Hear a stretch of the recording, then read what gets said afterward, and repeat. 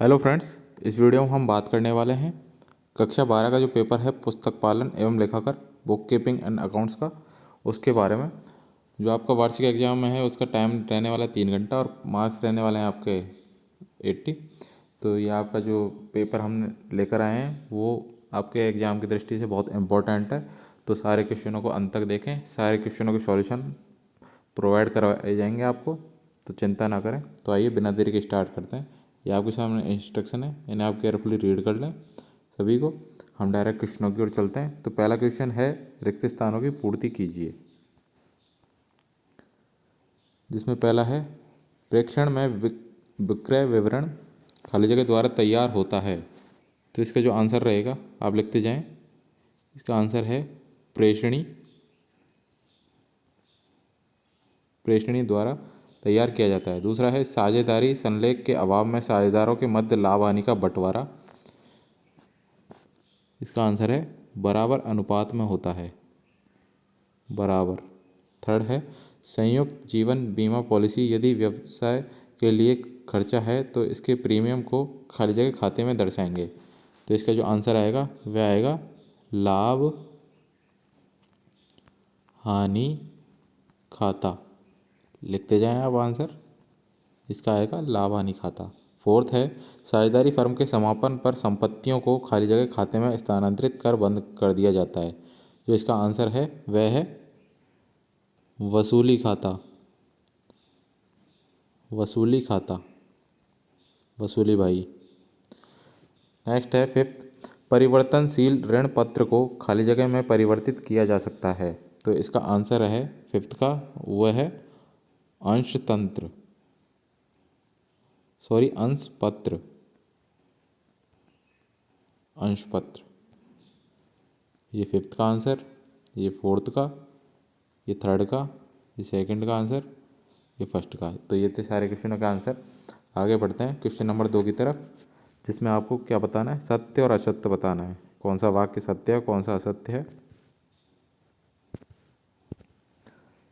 इसमें पहला है, प्रेक्षण बराबर में प्रेक्षित माल पर स्वामित्व प्रेक्षक का होता है। तो यह है बिल्कुल एकदम करेक्ट। दूसरा है, साझेदारी संलेख के अभाव में साझेदारों के मध्य लाभ हानि का विभाजन पूंजी के अनुपात में होता है। ये बिल्कुल रॉन्ग है। दूसरा है, तीसरा है, यदि साझेदार की मृत्यु हो जाती है तो उसकी देय राशि का भुगतान उसके उत्तराधिकारी को की जाती है। ये बिल्कुल सही है।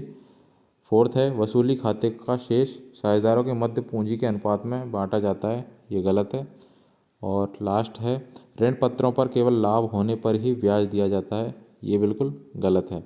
आगे बढ़ते हैं क्वेश्चन नंबर 3 की तरफ। क्वेश्चन नंबर 3 है, एक शब्द में उत्तर दीजिए। जिसमें पहला है, प्रेक्षण व्यवहार में भेजे गए माल पर जोखिम किसका होता है। तो इसका जो आंसर रहेगा वह रहेगा प्रेक्षक का। दूसरा है, साझेदारी व्यवसाय में न्यूनतम सदस्य संख्या कितनी होती है। तो इसका जो आंसर है वह है 2 सदस्य संख्या, न्यूनतम सदस्य संख्या 2।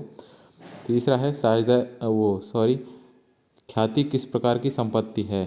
तो यह है इसका आंसर स्थायी संपत्ति। कौन सी संपत्ति? स्थायी संपत्ति, स्थायी संपत्ति। फोर्थ है, साझेदारों के जीवन पर संयुक्त जीवन बीमा पॉलिसी क्यों ली जाती है। तो इसका जो आंसर है वह है साझेदार को देय राशि की व्यवस्था के लिए। लिख लीजिए, साझेदार को देय राशि की व्यवस्था, देय राशि की व्यवस्था।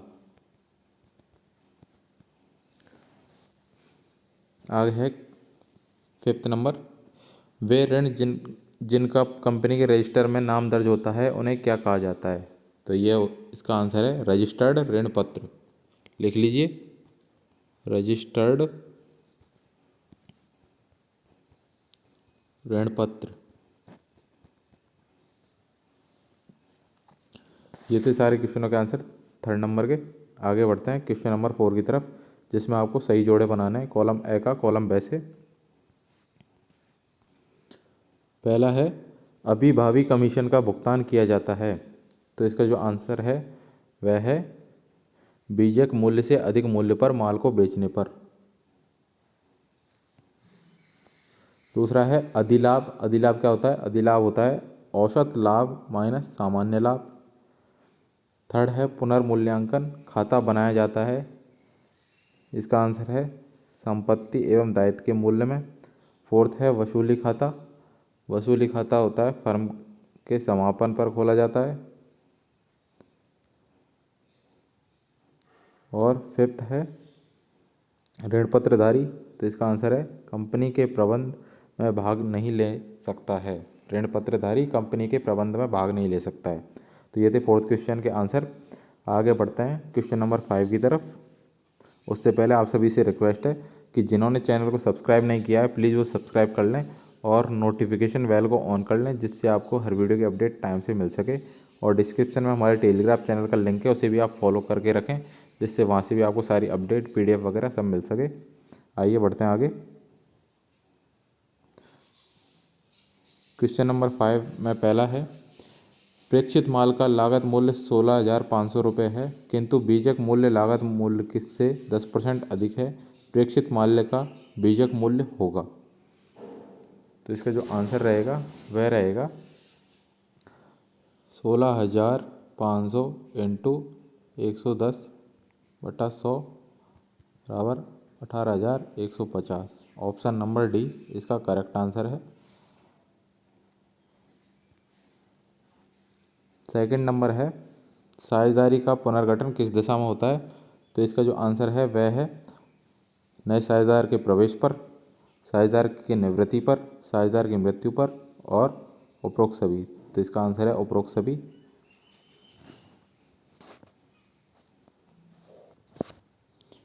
थर्ड नंबर है पुनर्मूल्यांकन पर होने वाला लाभ किस अनुपात में बांटा जाता है? तो इसका जो आंसर है वह है पुराने लाभ हानि अनुपात पर।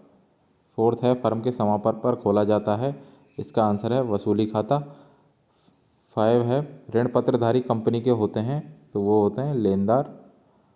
ये थे 5th क्वेश्चन के आंसर। आगे बढ़ते हैं लॉन्ग क्वेश्चनों की तरफ।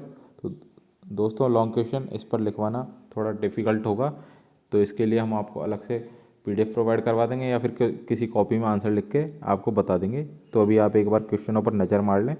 तो देखिए ये क्वेश्चन नंबर 6 है, न्यूमेरिकल है ये, जिसमें पहला है स्थिर एवं परिवर्तनशील पूंजी खाते में 4 अंतर बताइए, अथवा आपके सामने न्यूमेरिकल है, इसे सॉल्व करिए। क्वेश्चन नंबर 7 है साधारण अंश एवं पूर्णाधारी अंश में 4 बिंदुओं पर अंतर लिखिए, या फिर ये आपके सामने न्यूमेरिकल है, इसे सॉल्व करिए।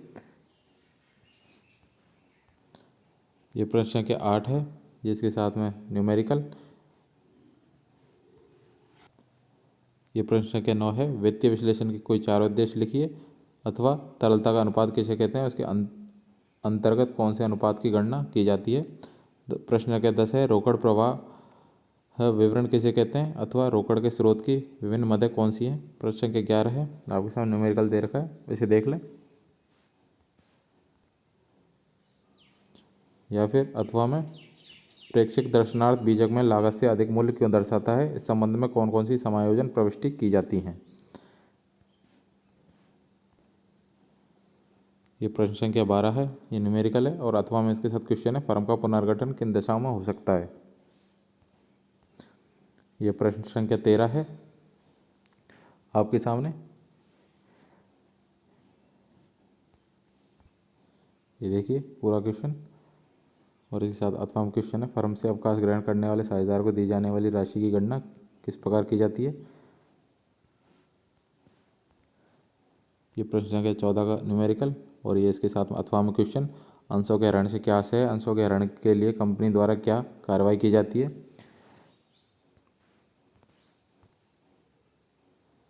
ये 15th क्वेश्चन कंपनी के अंश पूंजी का विभाजन कितने प्रकार से होता है, वर्णन कीजिए, अथवा कंपनी के चिट्ठा में चालू दायित्व एवं प्रावधान के अंतर्गत कौन सी मदें सम्मिलित होती हैं।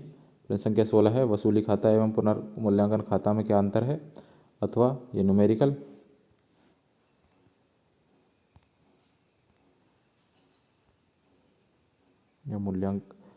ये न्यूमेरिकल है। ये प्रश्न संख्या 17 है।